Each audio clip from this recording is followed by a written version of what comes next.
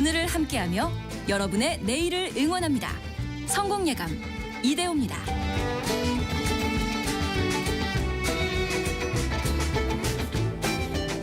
성공예감 이대호입니다. 2부의 문을 열겠습니다. 벌써 10시 5분이 됐네요.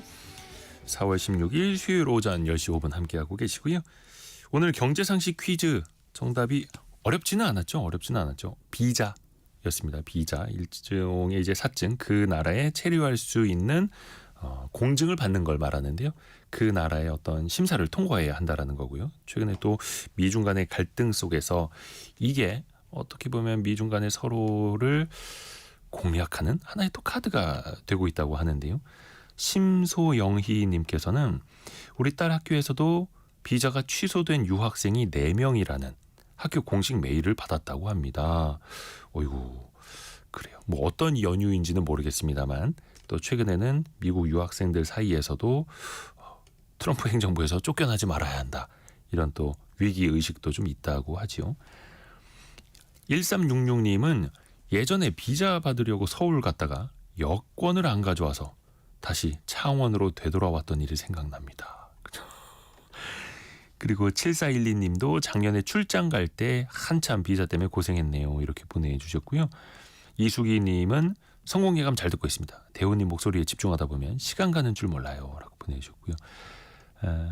김유진님은 정답 비자 보내주셨는데 참여하는 것도 행복합니다. 라고 함께 또 해주셨네요. 아유, 고맙습니다. 특히 이제 커피 쿠폰 매일 20분께 보내드리고 있고요. 또 다양한 선물 그 밖에 많이 나가니까요. 계속해서 2부에서도 여러분의 의견 많이 보내주십시오. 짧은 문자 50원, 긴 문자 100원이 드는 샵 9730, 또 KBS 콩이 계속해서 열려 있습니다. 우리 증시 상황 오늘은 좀 하락하고 있는데요. 미국 증시가 좀 쉬어가는 영향도 좀 있었고요. 코스피는 0.4% 내린 2467, 코스닥은 0.3% 내린 709 가리키고 있고요. 오늘 삼성전자와 하이닉스가 2%대 하락을 하고 있습니다. 그리고 등락폭이 비교적 큰 종목들은 시총 상위에서는 보이지를 않는데요. 뭐 현대 롯데물 비롯한 방산주 그리고 통신주가 오늘은 조금 강세를 보이고 있고요. 원달러 환율은 1,428원, 1,429원 오가고 있습니다. 우리 증시도 그렇고 뭐 글로벌 금융시장이 계속해서 미중 간의 관계 또 미국의 관세 때문에 영향을 많이 받고 있는 요즘인데요. 특히 과거와는 다르게 트럼프 1기 행정부 시절과는 다르게 중국의 맞대응이 굉장히 빠르고 더 강해진 것 아닌가라는 느낌도 듭니다. 그게 맞는 건지 미국 쪽의 시각에서도 한번 중국 쪽의 시각에서도 한번 살펴볼 필요가 있는데요. 찐링 중국 투자 전문가와 2부 함께 하겠습니다. 안녕하세요. 안녕하세요. 요즘 좀 체감이 되십니까? 많은 사람들이 특히 이제 미중 관계에 대해서 많이 불안해하고 있다, 걱정하고 있다라는 게요. 전 세계 200개국 중에 트럼프발 관세 전쟁이랑 무관한 나라는 없을 것 같은데요. 그렇죠. 특히. 네. 근데 중국이 이번에 가장 이제 최근에 또 나온 이야기 보면은 희토류 수출을 통제하겠다라고 밝히지 않았습니까? 네. 광물 수출까지 끊는 건 이건 어떤 의미라고 봐야 되겠습니까? 3가지로 보고 있는데요. 첫 번째는 지난 4월 2일, 그러니까 미국 현지 시간 4월 2일에 트럼프 행정부에서 중국산 제품에 대해서 34% 더 추가했잖아요. 그거에 대한 맞대응 조치로 하루 후에 한국 시간 4월 4일에 중국 정부가 여러 가지 맞관세 외에 한 10가지 반격 조치를 발표했는데 그중에 하나가 7가지 희토류에 대한 수출 통제를 하는 거예요. 네. 근데 이게 왜 중요하냐면 여러분들도 잘 아시다시피 미국 패권 중에 군사 패권, 달러 패권, 그리고 과학기술 패권 여러 가지가 있는데 그중에 사실 장기적으로 볼 때 가장 밑받침이 되는 게 군사 패권이잖아요. 그러면 군사 패권이랑 가장 직결된 게 방산 산업이잖아요. 그쵸. 그리고 미국 입장에서는 자국의 방산 수요도 중요하지만 미국이 전 세계에서 무기 수출량 1위 국가이기 때문에 이제 자국뿐만 아니라 해외로 수출하는 방산 쪽까지도 영향을 줄 수 있습니다.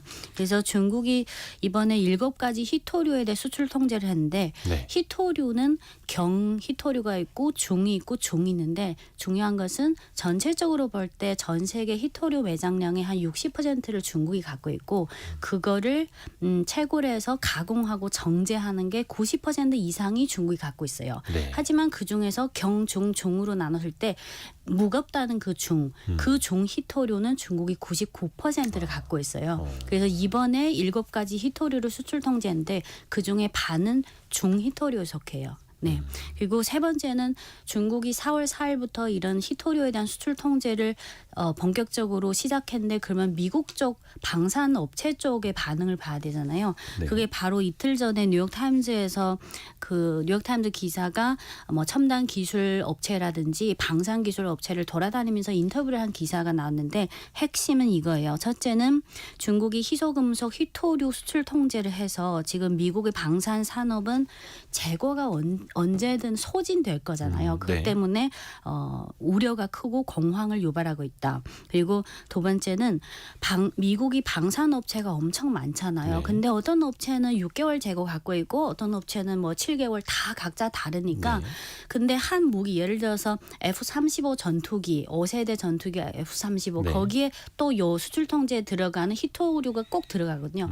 근데 방산업체마다 다 갖고 있는 재고 양도 다르고 소진되는 시간이 다르다 보니까 지금 미국 방산업체들 입장에서는 이제 좀 이게 수출 통제가 계속되면 재고는 언젠가 소진될 것이고 그래서 지금은 좀 우려가 확산되는 분위기입니다. 그러니까 뭔가 중국이 미국에게 실질적인 타격을 줄 수 있는 카드를 꺼내 든 거네요. 네. 특히 근데 이제 방산에서. 요거를 볼 때 한 가지 유의할 점은 지금 중국이 지금까지 미국에 맞대응한 조치가 한 10가지로 나눌 수 있는데 그중에 미국 현지 소비자들 입장에서는 가장 즉각적으로 반응을 오는 게 그 145는 사실 미국 현지 소비자들이 90% 심지어 이상을 부담하잖아요. 근데 중국이 145%는 관세율. 네, 네. 미국 입장에서 중국산 제품을 수입할 때 145%의 추가 관세. 그럼 그거를 중국이 내는 것이 아니라 미국 기업이 미국의 내는 거죠. 수입 업체나 또 수입 업체들이 그 가격 올라가니까 그거를 미국 소비자한테 전가할 수밖에 없어요. 그렇죠. 그래서 여러 가지 복합적인 전방위적인 반격 조치를 할 때 가장 시간적으로 바로 즉각적으로 그게 효과가 나는 게 미국 소비자. 근데 방산업체는 지금 기간은 다르지만 아직은 좀 재고가 있는. 재고를 들고 있어서 시간이 흐를수록 점점 미국 현지 방산업체 쪽에서 우려하는 목소리가 크면 또 그쪽 세력에서 또 트럼프 행정부에 대해 어떻게 뭐 타협하다든지 그게 그 단계까지는 좀 몇 개월 시간이 걸릴 것 같아요. 근데 그 앞서서 중국이 내세운 카드가 10가지였다라고 네. 말씀하셨는데 되게 종합적인 카드를 준비하고 있었다라고 봐야 되는 거죠. 네. 이게 뭐 영화 수입 축소도 있고 비자 제한도 있고. 자세히 전개하지는 않겠지만 1번부터 10번까지 그냥 키워드만 예. 말씀. 첫째는 맞대응 관세. 10% 그렇죠. 이렇게. 눈에는 눈. 34. 두 번째는 트럼프가 공화당 쪽이잖아요. 그러면 미국 국민들 중에 공화당 지지층이 종사하는 업종이 뭐 농산품, 육류 또 그쪽이 많잖아요. 네. 근데 그래서 중국이 관세를 매길 때 지금은 다 100% 미국산 제품을 다 매기지만 처음에 매길 때는 미국산 농산품, 육류, 천연가스 그러니까 공화당 지지자들이 집중되는 업종 위주로 관세를 먼저 매겼고 이게 두 번째고 세 번째는 방금 말씀드린 히토류, 희소금속에 대한 수출 통제를 통해서 미국의 방산업체 군사 패권에 반격한다. 이 세 번째. 네 번째는 구글 같은 기업은 뭐 중국뿐만 아니라 전 세계에 다 사업을 갖고 있잖아요. 네. 그러면 구글이나 듀폰이나 대표적인 중국의 매출이 그 전체 매출에서 차지하는 비중이 큰 이런 대표적인 미국 업체 대상으로 뭐 반독점법 조사라든지 이런 조사를 하고 그리고 다섯 번째가 방금 진행자님이 말씀하신 영화인데요. 사실 지금 중국이 아무래도 14억 인구다 보니까 지금까지 헐리우드에서 대박을 난 영화 중에 사실 매출 중에 최소 20-30%는 중국에서 나거든요. 그러면 이제부터 미국산 영화를 아예 수입 금지는 아닌데 적당히 금지하기 시작한다. 그러면 이 적당히는 사실 어떻게 보면 이제 뭐 상영 제한이라기보다는 그 승인을 내주는 기간 질질 끈다라든지. 그리고 사실 중요한 거는 진행자님도 그걸 느끼지 못해서 한 4, 5년 전부터 저는 미국 쪽 영화가 점점 재미가 없더라고요. 솔직히 그 경쟁력이. 그리고 여섯 번째는 대부분 시청자분들 입장에서는 반도체 산업을 생각할 때 미국이 먼저 중국 제재하고 미국이 또 어떤 조치를 그런 이미지가 강하잖아요. 근데 네. 이번에는 중국이 또 오히려 반도체 쪽을 통해서 미국을 반격하고 있어요. 이따가 시간 나면 말씀드리고. 네. 그리고 또 하나는 전 세계 그 민용 항공기 중에 2대 업체가 하나는 미국의 보잉사 그리고 유럽의 에어버스잖아요. 네. 그러면 지난 3월에 양회 직후에 전 세계 글로벌 기업 CEO들이 다 중국에 모여서 뭐 중국에 투자를 확대하거나 이걸 논의했잖아요. 그중에 비슷한 시기에 딱 2, 3일 간격으로 보잉사 사장이 중국에 와서 중국 상무부랑 악수하고 그리고 2, 3일 후에 에어버스 사장이 또 중국에 와서 상무부 부장이랑 악수하고 그러면 이 두 개 회사는 경쟁 관계잖아요. 그렇죠. 근데 작년부터 사실 뭐 중미, 미중 간의 이런 힘겨루기가 없더라도 여러분들도 기사를 통해서 많이 접하셨겠지만 지난 2, 3년 동안 보잉사 비행기가 엄청 많은 사고가 났어요. 제 기억한 것만으로 12번 이상. 좀 보잉의 평판이 좀 많이 안 네, 좋아졌죠. 그래서 어제부터 공식적인 발표는 아닌데 업계에서 이제부터 보잉사의 중국으로의 그 항공기 인도는 잠정 중단, 일단은 보류.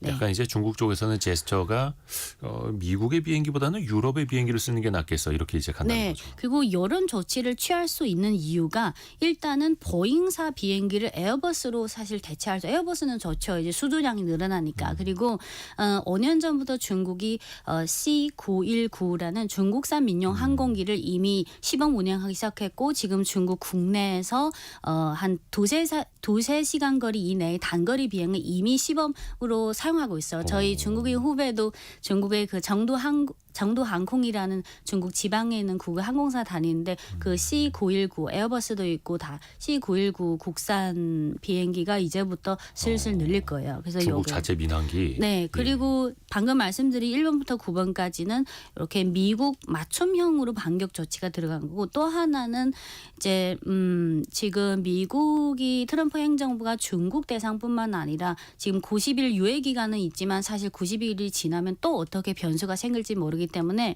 점점 글로벌적으로 반미라기보다는 반 트럼프발 관세 전쟁에 대한 어떤 공동으로 협력해서 잘 대응하자는 잘 반격하자는 그런 연대가 형성되고 있는데 중국이 그렇죠. 이렇게 정면 반격하고 있고 유럽 같은 경우는 기사에도 많이 나왔는데 미국이랑 타협하지 않고 이제 뭐 철강이나 알루미늄 이제 시간이 흐르면 아마 육류나 농산품도 반격 조치 들어갈 거고 관세 정책 그리고 일본은 이틀 전에 이미 일본 총리가 우리는 뭐 그렇게 크게 뭐 급하게 미국이랑 타협하지 않겠다는 입장을 표명했고 좀 천천히 하겠다고 네, 했죠. 그리고 베트남이나 말레이시아나 동남아 쪽은 4월 14일부터 18일까지 중국 국가주석이 지금 동남아 순방 중에 있고 그래서 저는 이거는 아무래도 우리가 피동적으로 접하는 뉴스의 양이나 그 뉴스의 헤드라인 그 강도 면에서는 우리 일반인 입장에서는 미국, 중국 또 중국이 뭐였다. 미국 이런 G2에 대한 그런 이미지가 피동적으로 강화될 수밖에 없는데 사실은 이거는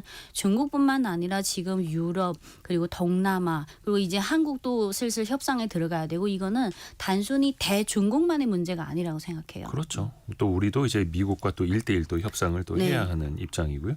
말씀해 주신 걸 조금 더 하나하나 뜯어볼게요.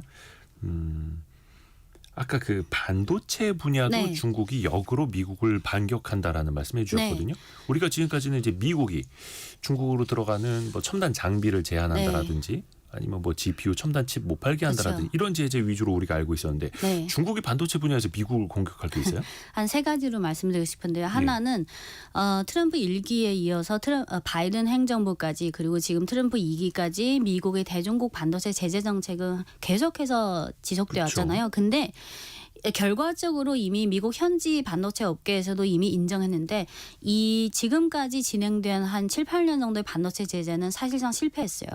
아주 간단한 예를 들자면 2018년부터 화웨이 대상으로 제재했잖아요. 그리고 미국만 중국에 대해서 제재한 게 아니라 뭐 네덜란드, 일본, 한국 다 소위 동맹국을 끌어들여가지고 강제로 같이 제재한 거나 마찬가지인데, 근데 결과적으로 2018년부터 했는데 2023년 8월 29일에 어떤 일이 생겼냐면 화웨이가 그 5G 스마트폰 메이트 60 프로를 출시했잖아요. 거기에 탑재되는 게 중국 국산 반도체 칩이에요. 네. 근데 그때 어떤 재미있는 에피소드가 있었냐면 화웨이가 그 국산 7나노 반도체 칩을 탑재한 스마트폰을 출시한 날짜가 2023 8월 29일이에요. 네. 근데 그 당시 바이든 행정부 때 상무부 장관이 지나 리먼더였잖아요. 근데 그분이 8월 27일부터 30일까지 그 당시 중국을 방문했어요. 중국이랑 뭐 제재 이것저것 뭐 세금 관세 네네네네. 협상해야 되는. 그래서 지나 리먼더 전 상무부 장관이 8월 27일에 중국에 딱 들어왔잖아요. 그리고 나서 29일에 화웨이가 그거를 딱 출시했어요. 그래서 그런 에피소드 때문에 그 지나 리먼더 전 미국 상무부 장관이 중국에서 어떤 별명이 생겼는데 화웨이의 글로벌 홍보 모델. 근데 그게 거의 이제 1년 반, 2년 네. 가까이 된 그리고 일이고. 중요한 거는 그 후부터 한국 분들도 뭐 2, 3개월이나 3, 4개월 간격으로 중국이 반도체 이쪽 분야에서 또 어떤 기술 혁신 성과가 나왔다. 그리고 장비는 요런 진보를 가져왔다. 그래서 계속해서 나오고 있는데, 그래서 오히려 트럼프 행정부랑 바이든 행정부 지금 계속되고 있지만 미국의 대중국 반도체 제재 정책은 처음에 단기적으로는 중국이 수세 피동적인 입장이었지만 시간이 흐르다 보니까 오히려 중국의 반도체 국산화 가속화라는 오히려 좋은 결과물을 낸 거예요. 그러니까 중국의 반격이라는 게 뭐 미국으로 향하는 뭐를 통제하는 게 아니라 자체적인 기술 자립도를 통해서 더 성능 좋은 혹은 이제 최신 칩을 만들어내는 게 진짜 반격이다라는 사실 의미예요. 옛날에 잠깐 짧은 시간이었지만 한국도 잠깐 일본 반도체 그 제재 받았을 때 소재나 이쪽이 조금 향상이 있었잖아요. 그러니까 일본이 그래서 우리나라 이제 소부장 수출 통제했을 때. 네.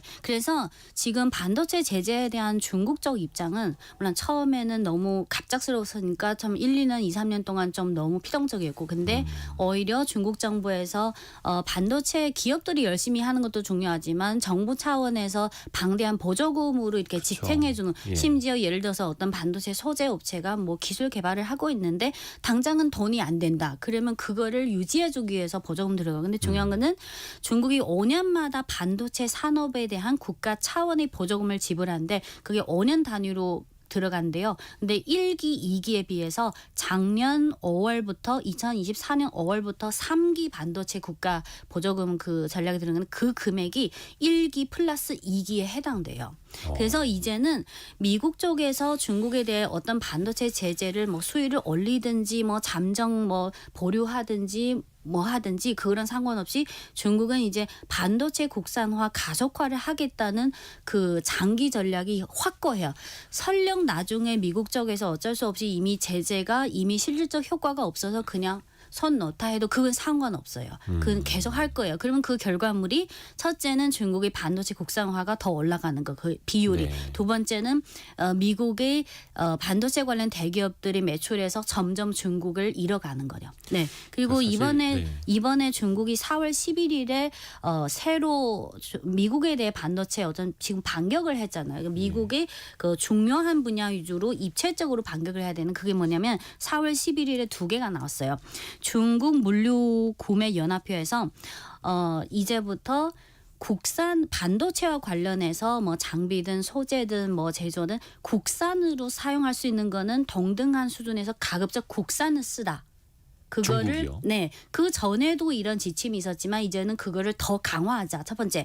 두 번째는 같은 날에 중국 반도체 산업협회에서 뭘 발표했냐면 반도체 제품 원산지 인정 규칙에 관한 긴급 통지라는 걸 발표했는데 그게 뭐냐면 네. 여러분들을 잘 아실 거예요. 한국 분들이니까 예를 들어서 미국에서 그 반도체를 설계하고 한국이나 대만에서 제조 웨이퍼 생산을 해서 중국 또는 다른 대만 또는 동남아 국가에서 패키징 테스트를 해서 요 3단계를 거쳐서 중국으로 수입하잖아요. 네. 그러면 두 가지로 나눌 수 있어요. 한국에서 웨이퍼 생산을 한국이나 대만에서 한 거를 중국으로 수입할 때는 뭐 중국에서 뭐 따로 뭐 안 해요. 그냥 수입해요. 오케이. 네. 추가 관세 그런 거 없어요. 근데 비중은 아직 작지만 일부 인텔이나 아직은 미국에서 웨이퍼를 생산하고 중국으로 수입하는 경우가 있어요.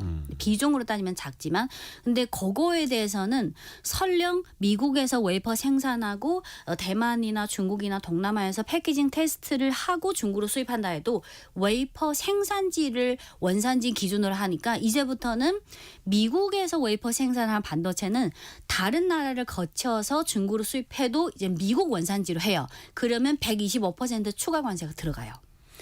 이렇게. 그 웨이퍼라는 표현은 그 웨이퍼 아무것도 없는 원장이 아니라 이제 반도체가 설계가 되고 만들어져 있는 그 웨이퍼 단위를 네. 말씀하시는 그래서 거군요. 결과적으로는 이제부터 웨이퍼 생산 미국에서 생산하는 거는 무조건 125% 들어가고 미국을 통해서 또 다른 데서 패키징 테스트까지 한 것도 어차피 미국 원산지로 지정됐기 때문에 125. 하지만 미국 생산이 아니라 대만이나 한국 그거는 상관없어요.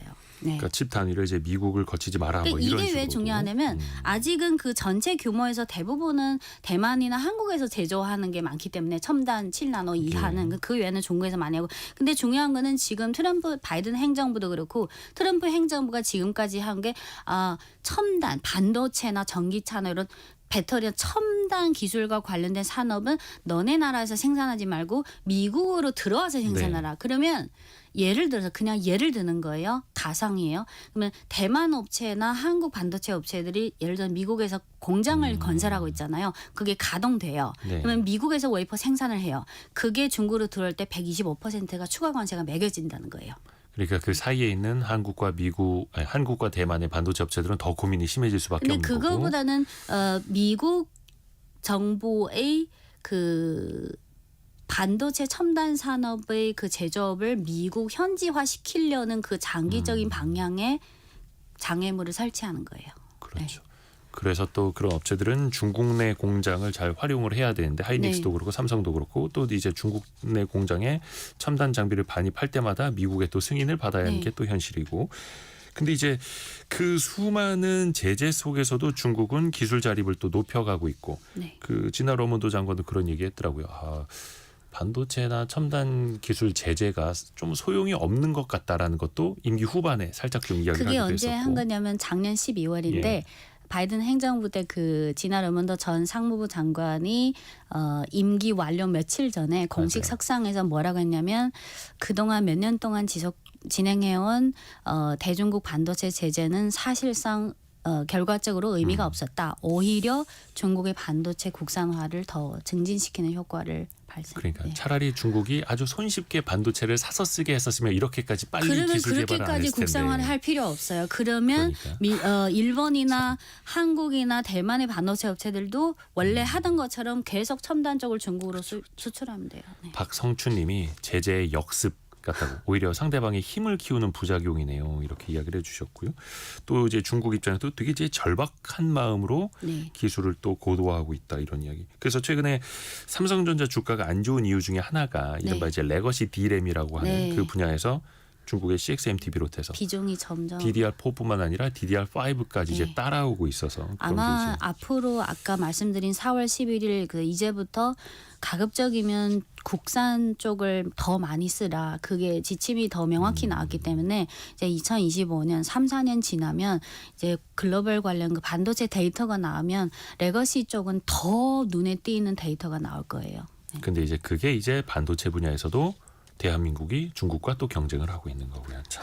10년 전에 뭐 중국이 이제 반도체 기술 D램에서 따라온다라는 얘기했으면 그땐 다 이제 코웃음 쳤었거든요. 올 초에 그런 기사를 많이 접하셨겠지만 중국이랑 한국의 그 기술 검증 그런 관련 기관에서 중국이랑 한국의 반도체 관련 각 그 부분을 네. 비교했을 때 중국은 이미 한국을 추월했다는. 그래서 그러니까 특정 반도체에서는 오히려 중국산이 네. 성능이 더 좋더라 네. 이런 것도 나왔고. 그래서 지금 이런 상황에서 또 추가로 트럼프발 관세 전쟁이 나오니까 사실 중국뿐만 아니라 여러 나라의 기업들이 그렇죠. 더 머리가 아픈 거죠. 일단 그 중국이 어떻게 보면은 지난 1기 트럼프 행정부 시절보다는 조금 더 자신감이 올라온 것 같아요. 네. 이거는 어떤 배경으로 우리가 어떻게 해석을 할 수 있을까요? 그러니까 뭔가 앞에서도 말한 게 패키지로 뭔가 우리는 반격이 다 준비돼 있었어라는 걸 또 보여주는 것 같기도 하고요. 그게 저는 이렇게 생각하는데요. 첫 번째는 트럼프 1기가 2017년에 시작됐잖아요. 네. 근데 그때 어떤 일이 있었냐면 트럼프 1기 때 2017년 3월에 중국 국가주석이 미국을 방문해서 트럼프와 악수를 했고 네. 그리고 같은 해 11월에 트럼프 대통령이 중국을 방문해서 중국 국가주석과 악수를 했고 분위기는 괜찮. 근데 바로 6개월 후인 2018년 4월에 미국이 그 중국의 2위 통신 장비 업체 ZTE 있잖아요. 예. 중흥통 ZTE 대상으로 제재가 들어갔어요. 맞아요. 그리고 또 1년 후에 2019년 5월에 화웨이 제재가 들어갔어요. 그러면 그 전에 악수한 게 아무 의미가 없어진 거예요. 그래서 사실상 2018년 미국이 ZTE 대상으로 제재, 특히 2019년 5월 화웨이 대상으로 본격적인 반도체 제재가 들어갔을 때부터 이미 중국 정부 입장에서는 트럼프 행정부에 대한 신뢰도를 완전 버린 거예요. 그렇죠. 나중에 뭐 바이든이 됐든 또 트럼프가 됐든 이미 이런 미국의 이런 방식에 대해 이미 아주 본질적으로 명확히 알게 된 거예요. 그러면 화웨이가 2019년 5월에 제재당했으니까 저는 개인적으로 그때 미국의 어떤 전술적인 실수 중에 하나가 만약 먼저 화웨이를 제재하고 그다음에 ZTE 근데 약간 처음에 테스트식으로 ZTE는 화웨이와 전혀 다른 차원의 기업이잖아요. 네. 화웨이는 스마트폰부터 반도체, 뭐 소재까지 그리고 통신 장비, AI, 뭐 로봇까지 다 하는데 ZTE는 사실 그냥 통신 장비 위주예요. 그리고 화웨이는 기본적인 실무자 외에 그 돈이 안 되더라도 7,000명 정도의 기초 연구를 하는 연구원이 있거든요. 네. 그분들은 매출이랑 KPI 그런 거 없어요. 근데 처음에 먼저 맛보기식으로 ZTE를 그 제재했는데 그거를 보고 화웨이가 예를 들어서 매월 뭐 한국이나 대만으로부터 이만큼 뭐 예를 들어서 1,000억 달러의 반도체 수입해야 되는데 ZTE가 제재당하고부터 매월 화웨이 그리고 중국의 다른 반도체 업체들 매월 필요 이상으로 주문을 많이 했어요. 언제 제재당할지 모르는 그런 우려감 때문에. 그래서 네네네. 화웨이가 처음에 한 1년 동안 재고를 어느 정도 축적하는 네. 좀 그런 시간을 좀 벌었어요. 그리고 그뿐만 아니라 중국이 뭐 바이든 발이든 트럼프 발이든 그런 제재 조치가 없더라도 잘 아는 분 지금 중국의 GDP 중에서 한 3분의 1은 제조업이잖아요. 네. 중국이 몇십 년 전부터 계속 그러니까 1978년 개혁 개방도 그렇고 뭐 90년대 2000년대 중국은 항상 제조업은 우리 국가 발전의 근간이다. 이거는 최우선의 원칙, 그리고 이거를 계속 집행하고 또 한 가지 중요한 거는 여러분들도 많이 들어보셨겠지만 중국 제조 2025. 네. 네, 중국 제조 2025가 한마디로 말하면 제조 대국에서 이제는 제조 강국으로 가자. 근데 그 결과물이 2015년부터 올해가 딱 10년이 됐잖아요. 그 중에 10대 첨단 산업을 이제 대국에서 강국으로 하자. 목표 중에 96%는 이미 달성했어요. 나머지 4%는 7나노 이하 첨단 반도체 아직 노력 중. 그래서 지금까지 미국발 그 반도체 제재든 뭐 무역 전쟁이든 이미 미국이 화웨이를 제재한 그날부터 중국은 이미 이제는 시작됐구나 본격적으로 이제부터는 우리도 이제 가속도를 붙여야 된다. 그래서 아주 지금 당장은 트럼프발 관세가 이슈지만 이 오래전부터 사실 조금씩 촉적되어 온 거고요. 그리고 두 번째 중요한 거는 중국의 제조업의 강점이 첫 번째는 물론 제조 대국 전 세계 제조업의 35%를 중국이 하고 있고 중국의 제조업 규모가 미국 플러스 독일 플러스 일본 플러스 한국보다 조금 더 커요. 이렇게 생각하시면 돼요. 근데 제조 대국도 중요하지만 방금 말씀드린 반도체나 전기차 배터리 여러 가지 항공 우주 AI 뭐 휴머노이드 로봇 첨단 관련해서는 이제 90% 이상은 이미 됐어요. 근데 그것뿐만 아니라 예를 들어서 하나만 예를 들면 전기차나 배터리 이쪽만 예를 들면 중국이 제조 규모가 클 뿐만 아니라 세계에서 뭐 호주나 아르헨티나나 이름 될 만한 리튬 관련 광산은 거의 반 이상은 중국이 지분으로 들어가 있어요. 네. 그게 원자재 광물부터 그리고 그 뭐 4대 소재 그거부터 그리고 제조 그리고 그 후에 재활용까지 중국은 지난 10년 동안 어떤 신흥 산업을 육성할 때 그냥 요거 제조만 한 게 아니라 그 풀 밸류 체인을 다 지배하겠다는 그런 목표를 한 거예요. 아주 원초적인 기반까지. 네, 사실 그게 중요하잖아요. 네, 그런 걸 통제력이 강한 나라야만이 지금 뭐 여러 가지 관세 전쟁에도 대응할 수 있고요. 그러니까 굉장히 오랫동안 준비를 해온 거고 네. 그 결실을 이제 중국 입장에서는 보고 있는 거고 그래서 미국 입장에서도 이제 중국을 상대하는 게 예전만큼 쉽지는 않은 그런 그리고 상황이 저는 또 한 거군요. 가지 어떻게 보면 가장 본질적인 이유일 수도 있는데요. 예를 들어서 중국의 반격 조치가 예전에 비해서 확실히 좀 효과를 보고 있다는 건 중국이 열심히 준비해서 축적한 것도 있지만 예를 들어서 올림픽에서 마지막 그 금메달 쟁탈전에서 만약 두 선수의 실력이 차이가 아주 뚜렷하다면 그냥 실력이 강한 사람이 이기잖아요. 하지만 네. 올림픽에서 만약 두 선수의 실력이 피차 일반이려면 실수를 한 사람이 은메달이에요. 그렇죠, 그렇죠. 근데 프로의 저희 세계에서는. 생각은 가장 본질적인 거는 중국이 열심히 한 거는 미국 입장에서 중국이 열심히 한 거는 그거는 외부 요인이고 근데 미국 입장에서 내부 요인을 보면 저는 트럼프 1기 때부터 바이든 행정부 지금 트럼프 2기까지 미국이 전략적 전술적인 오판이나 실수를 너무 많이 한다고 생각해요. 그게 저는 더 근본적이라고 생각해요. 왜냐면 대표적으로 어떤 걸까요? 예를 들어서 트럼프 1기 때는 뭐 관세 전쟁을 했는데 결과적으로 중국이 금전적으로 손을 벗지는 사실 본질적으로 몇 변화가 없었어요. 근데 그때부터 화웨이 대상으로 반도체 제재 들어갔는데 앞서 말씀드렸듯이 그 전 미 상무부 장관 지나 리먼도도 결과적으로 소용없었다. 오히려 중국이 더 발전했다. 그러면 반도체 제재도 사실 결과적으로 중국을 도운 결과를 내고 그리고 예. 또 하나는 바이든 행정부 때 그 우크라이나 전쟁이 나왔잖아요. 그렇죠. 2022년 2월. 근데 우크라이나 전쟁이 중국이랑 중국은 참여국도 아니고 뭐 아닌데 결과적으로는 우크라이나 전쟁 때문에 미국이 러시아를 너무 제재를 가기 제재하면서? 때문에 러시아 입장에서는 또 중국이랑 경제 산업 가까이. 강화 그리고 중국이 더 좋은 가격으로 10년, 20년, 30년 러시아산 천연가스랑 석유를 더 경쟁력 있는 가격으로 수입하고 그러면 중국의 제조업이 원가가 줄어들니까 또 원가 면에서 경쟁력이 상. 그럼 결과적으로 또 중국에 도움이 된 거예요.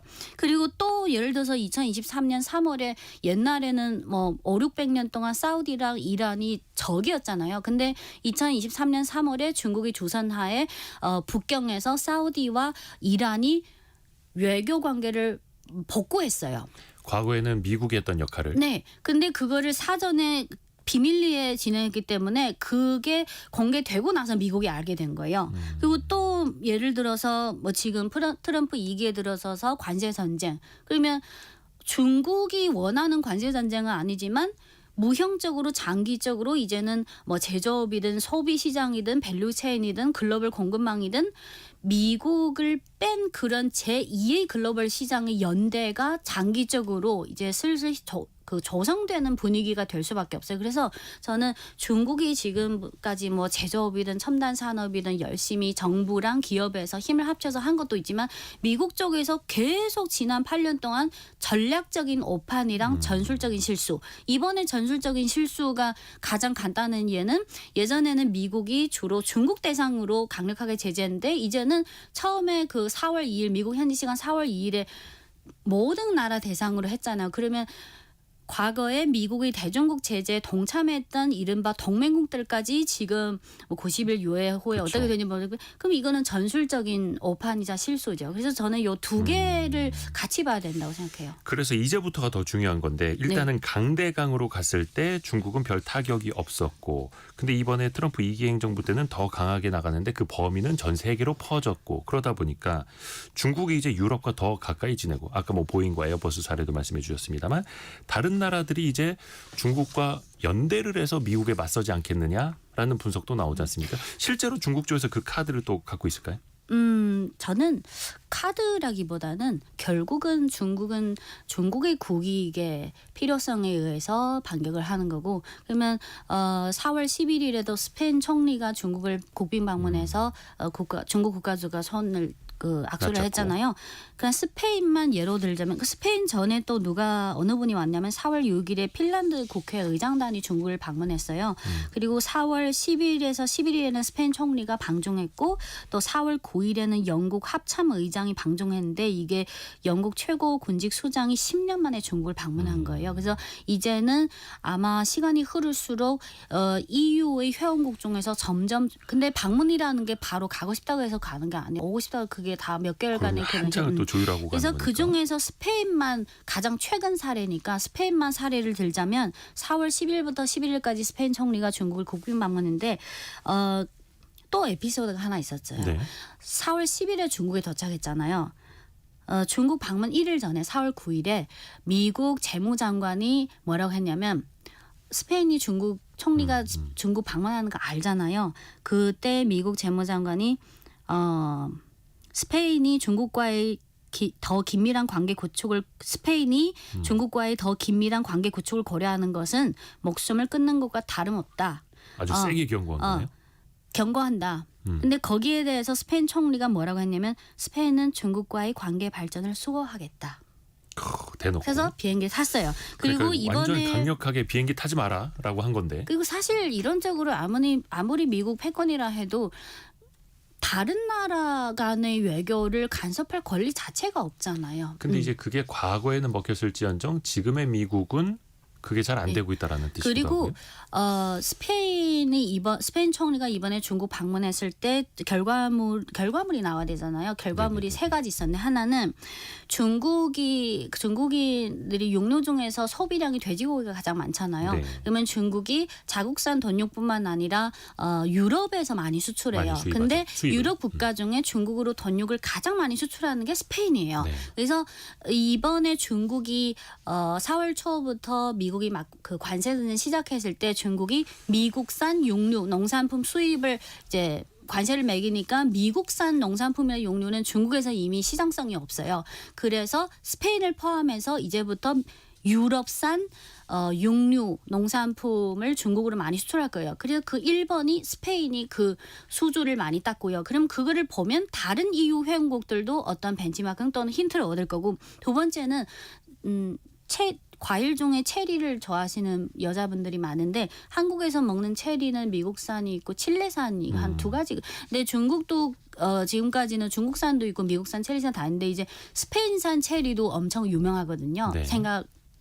스페인산 체리를 이제 본격적으로 중국 중국이 수출해요. 그리고 수입해주겠다. 또 한 가지 중요한 거는 지금 유럽에서 유럽 자체가 사실 전통 내연차는 옛날에 강했지만 전기차 쪽은 사실 경쟁력이 그쵸. 별로 없잖아요. 근데 네. 중국의 전기차 업체, 중국의 배터리 업체가 유럽 현지 생산의 근거지가 두 개예요. 하나는 헝가리, 하나는 스페인. 네. 헝가리는 이미 BYD, CATL 다 그래도 들어가 찍어내고 하고, 근데 스페인은 지금 중국의 전기차 업체 지르이 그리고 CATL이 3년 전, 2년 전부터 스페인 현지 공장 건설에 관한 협의를 진행하고 있어요. 그렇죠. 이미 지금. 근데 그거를 이번에 스페인 총리가 이번에 오셨잖아요. 작년에도 왔고 재작년에도 왔어요. 그쵸. 사실 요 전기차 밸류체인을 현지화 그거를 유치하기 위해서. 그래서 이번에 만약 중국이 그러면 스페인이 이렇게 EU 회원국으로서 협조해주면 중국도 뭔가 호의를 표해야 되니까 진행 중인 이런 스페인 전기차 배터리 관련 현지 공장 이런 거를 좀 가속도를 붙이거나 이런 쪽에서 중국이 또 줄 수 있는 게 있다고 생각해요. 그렇죠. 네. 그래서 유럽 쪽하고는 중국이 진지하게 더 넓게 더 깊이 또 교류를 하고 있었고, 유럽 입장에서 봤을 때는 철저하게 이건 비즈니스야. 또 국익 측면에서 또 선택을 하는 게 모든 중국 쪽으로 뭐 가고 패권이든 있는 거고요. 모든 거는 경제가 기반이 돼줘야지 그 이상으로 뭔가를. 그 베트남이 사실 우리한테 제조기지 측면에서 굉장히 이제 중요한 네. 존재고, 이번에 이제 트럼프 대통령도 베트남에 가장 높은 상호 관세율을 매겼다가 네. 근데 베트남이 가장 먼저 미국에게 어떻게 보면 우리 이제 관세에 대해서 다시 한번 협상해 봅시다. 가장 먼저 손을 내밀었잖아요. 그런데 그럼에도 이번에 불구하고 시진핑 미국은 주석이 네. 또 베트남을 먼저 또 향했고, 네. 그러면 과연 베트남이 어떻게 할 것인가? 이것도 굉장히 우리 입장에서는 저는 중요하거든요. 이미 시진핑 국가주석이 4월 14일부터 15일까지 베트남을 국빈 방문했잖아요. 어제 국빈 방문 마치면서 양국 간 45개 분야의 전략적 협력 관련 계약 협의를 체결했는데 그게 다 뭐 밸류체인 제조업이랑 관련된 게 많죠. 친환경도 많고. 근데 베트남에 대해서 한 가지 알고 계셔야 한 게 베트남 사실 그 대부분 제조업이 저부가가치잖아요. 그리고 베트남의 제조업은 의류 방직이든 전자제품 가공이든 80~90%의 원자재를 중국에서 수입해서 베트남에서 가공하는 게 가장 많아요. 네. 그래서 아직은 저부가가치 많고 두 번째는 베트남이 아직 GDP 규모가 작잖아요. 근데 베트남의 대미 수출의 그 금액이 베트남 GDP의 3분의 1을 차지해요. 그래서 이번에 타격이 큰 거고. 근데 지금 베트남 입장에서 저는 어제 그 45개 분야의 사업 협력 체결한 게 이미 어느 정도 베트남 정부 입장에서도 어느 정도 결론을 냈다고 생각하는 게 베트남 입장에서 지금 단기적으로든 장기적으로 시급한 물론 관세 전쟁 이슈도 있지만 지금 베트남 국내 인프라가 너무 제조업 저부가가치 제조업까지는 괜찮은데 만약 베트남이 중국을 벤치마킹해서 뭐 여러 가지 점점 고부가가치로 현대화된 제조업 시스템을 구축하려면 베트남 국내의 지금의 그 열악한 철도 인프라로는 전혀 안 되거든요. 근데 또 어떤 에피소드가 있었냐면 2007년 그러니까 2018년 전인 2007년에 베트남이 이제 고속철도도 깔아야 되고 일반 다 깔아야 되는데 그거를 일본, 독일, 중국, 한국 4개 국가가 경쟁으로 해서 입찰하려고 했는데 결국은 베트남이 2007년에 일본을 선택했어요. 네. 근데 18년이 지난 지금 일본이랑 베트남이 협력해서 베트남에서 깐다는 그 고속철도는 아직 어디 아직도 안 없어요. 됐어요? 그러면 베트남이 근데 그 사이에 중국 건설사가 인도네시아에서 이미 건설한 고속철도는 이미 잘 운행되고 있어요. 그러면 베트남의 그 제조업 분야에서 경쟁사는 중국이라기보다는 동남아 내의 경쟁 구도가 있거든요. 그러면 이미 말레이시아든 태국은 또 동남아에서 전기차 배터리를 가장 적극적으로 유치해서 동남아에서는 전기차 관련 산업은 태국이 가장 세고요. 그러면 인도네시아는 또 고속도로를 깔았고 인도네시아는 베트남이랑도 중복된 저부가가치는 많고 그러면 베트남 입장에서 지금 당장이든 단기적으로든 중기적으로든 장기적으로든 빨리 인프라를 제거시켜야 돼요. 그러면 지금 상황에서 베트남이 원하는 가격에 그리고 그 착공부터 완공까지 그 기간 그리고 그 퀄리티까지 다 만족시킬 나라는 중국밖에 없어요. 그래서 이번에는 그게 또 협력이 됐고 이제 아마 90일 유예 기간이 지나면 뭔가 더 명확해질 거예요. 그러니까 미국 쪽에서 말하는 거는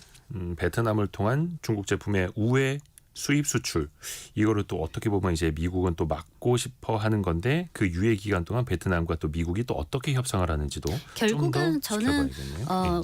관세 벌써 시간 때문에 죄송해요. 나중에 한 번 더 보셔야겠습니다. 왜냐하면 저희가 준비한 질문에 한 5분의 1도 못한 것 같은데 네. 그 KBS 콩에서도 말씀하시는 분 누구냐고 많이들 또 궁금해하시네요.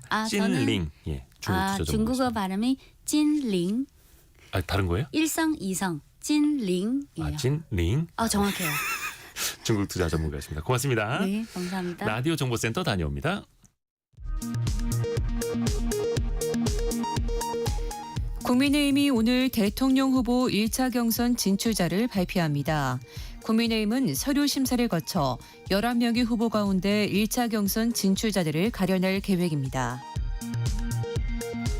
더불어민주당 대선 주자들인 이재명 전 대표와 김경수 전 경남지사, 김동연 경기지사가 오늘 오후 경기도 안산 단원구에서 열리는 세월호 참사 11주기 기억식에 참석합니다. G20 재무장관 회의 참석차 다음 주 미국을 방문하는 최상무 경제부총리 겸 기획재정부 장관이 미국 측 제안으로 스콧 베선트 미국 재무부 장관과 만나 통상 현안을 논의합니다. 지금까지 라디오 정보센터 뉴스 정한나였습니다. 애프터 서비스 시간입니다. 유혜진 리포터 안녕하세요. 네, 안녕하세요. 우리 청취자분들의 질문 어떤 게 들어와 있나요? 네, 어제 퀴즈 정답이 히토류였는데요. 3886님과 0062님, 우리나라에서는 히토류가 생산 안 되나요? 하셨습니다. 이게 반은 맞고 반은 틀린 말인데 히토류가 있기는 있습니다만 제대로 생산은 안 되죠. 왜냐하면 어딘가엔 있다고는 합니다. 뭐 강원, 충북, 경북 일부 지역에 히토류가 있는데 네. 너무 적다는 거죠. 저농도이고 해서 그걸 우리가 캐내서 산업화를 했을 때 경제성이 있느냐를 봐야 하는데 그 경제성이 떨어진다는 거죠. 네. 그리고 히토류가 나온다고 하더라도 그것을 정제하는 과정에서 환경 오염이 굉장히 많이 든다고 하는데 비용적인 측면에서 또 환경적인 측면에서 생각을 했을 때 네. 그냥 중국산을 사다 쓰는 게 가장 유리하기 때문에 우리뿐만 아니라 다른 나라에서도 또 많이 네. 중국에 의존을 하게 되는 거죠.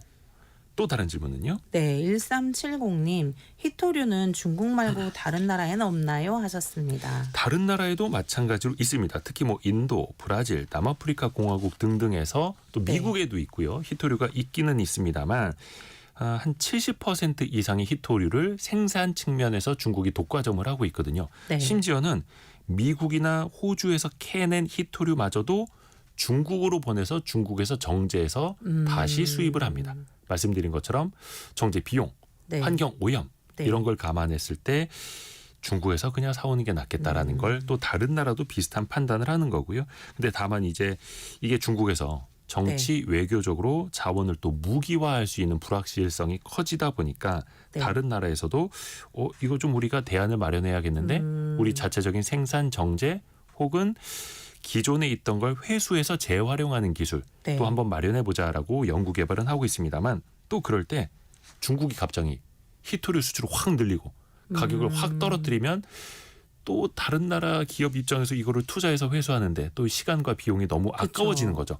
그렇게 해서 또 중국이 이른바 회방을 놓을 수도 있겠다. 이게 또 전략적으로 그렇게 또 되더라고요. 다음 질문은요? 네, 허종등님, SNS에서 물건을 파는 자영업자들도 세금을 내나요? 라는 질문 주셨는데요. 네. 일단은 계속적, 반복적으로 SNS로 판매 활동을 하고 그걸 통해서 수익이 창출되면 사업소득이 된다고 합니다. 이렇게 되면 사업자 등록을 해야 할 의무가 생기고 매출이나 수익이 발생한 부분에 대해서 부가가치세나 종합소득세 신고를 하고 세금을 반드시 내야 합니다. 네.